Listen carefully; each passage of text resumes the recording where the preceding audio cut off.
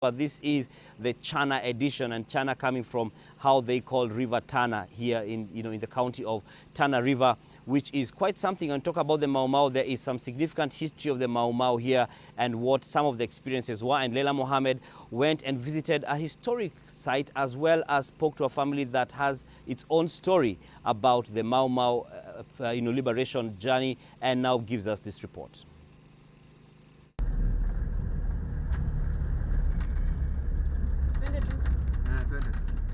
The drive to Charkungu village in Hola is a short one from the main Garissa-Hola highway. While the name of this village was adopted from the Kikuyu word Rukungu, meaning dust, the settlers here are miles upon miles away from their original home in the mountain region. Kulingana wao walikuja hapa kitambo kama 1950s. Sababu waliletwa hapa, wanasema wengine wametoka Manda Islands, wengine wanasema Rusinga Islands huko Turkana, na wameletwa hapa kama mahabusu, wameshikwa na serikali ya baada ya kutangazwa ile emergency ya 1952 ndio wakashikwa. Most of them wametoka Nyeri, Kiambu na Muranga. In the present time, 3 villages in Hola still bear names from those special guests from central Kenya. These were meant to make them feel a bit more at home. Na serikali ya Uingereza wakajengea wao majumba karibu na Hola irrigation scheme, na wakakaa kwa vijiji 3. Kijiji ya kwanza inaitwa Kiarikungu. Rikungu watakwambia Wakikuyu ni nini, mimi si Mkikuyu sijui.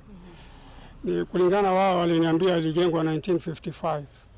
Kijiji ya pili inaitwa Kiamunyaka. Hiyo pia ni Kikuyu, ilijengwa 1957.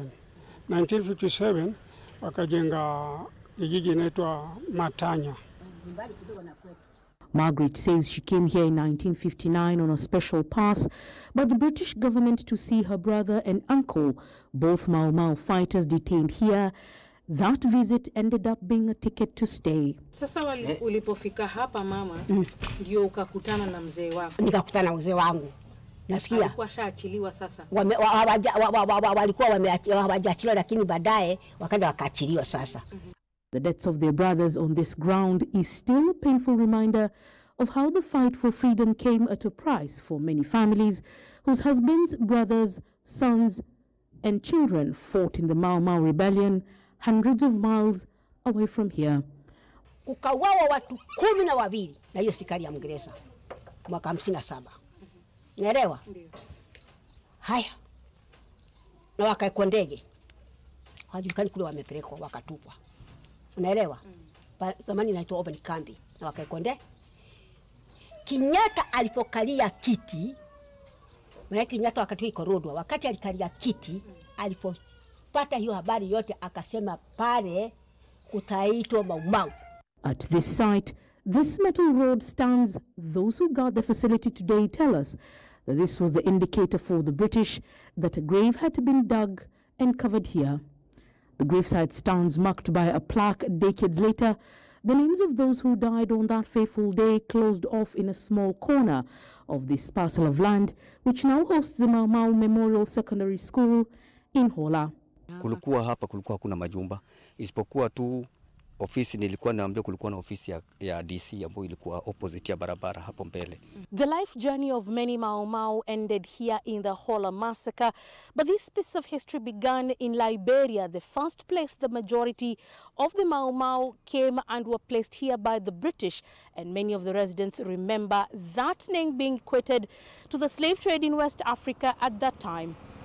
Mau Mau walipeteremshwa hapa na mateso, wakaita Liberia, wako Liberia kama wanateso kama Unaelewa? Wakati Kenyatta ikorodwa. That piece of colonial history now lies in a pile of soil, most of the remnants of what was once an expansive British presence here, buried, sunstruck in the ground. Leila Mohammed, NTV, Hola in Tana River County.